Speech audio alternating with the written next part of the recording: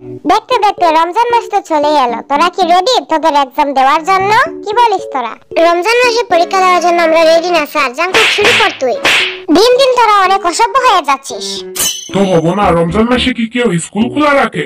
চুপ কর স্যার, আমার তো মনে হয় আপনি রোজা রাখেন না, এজন্য স্কুলটা খোলা রাখছেন। চুপ কর অসভ্য, মাইরা একেবারে বর্তা বানাই দিই।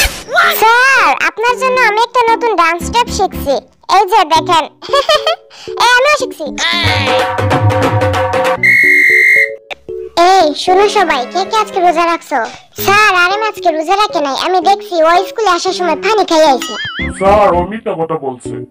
তোদের লজ্জা করা উচিত, এত বড় দামড়া হয়ে রোজা রাখোস না। এখন ক্লাসে মনোযোগ দে। কে রে? কিসের আওয়াজ আসে? কিসের আওয়াজ আসবে স্যার? এই অঙ্কটা করাই দিতেছি, সবাই ক্লাসে মনোযোগী হ।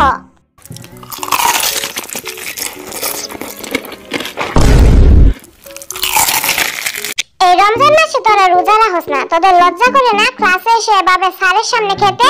অসভ্যগুলা। না স্যার, আমাদের লজ্জা করে না স্কুলে এসে ক্লাসের মধ্যে আপনার সামনে খাবার খেতে।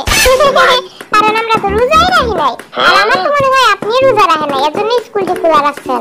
স্যার, রমজান মাসে যদি স্কুল খোলা থাকে তাহলে আমরা কি করে রোজা রাখবো বলেন? আমাদের তো কষ্ট হয়। যা বেয়াদবের দলগুলো, আজ থেকে তোদের স্কুল বন্ধ। Thank you sir.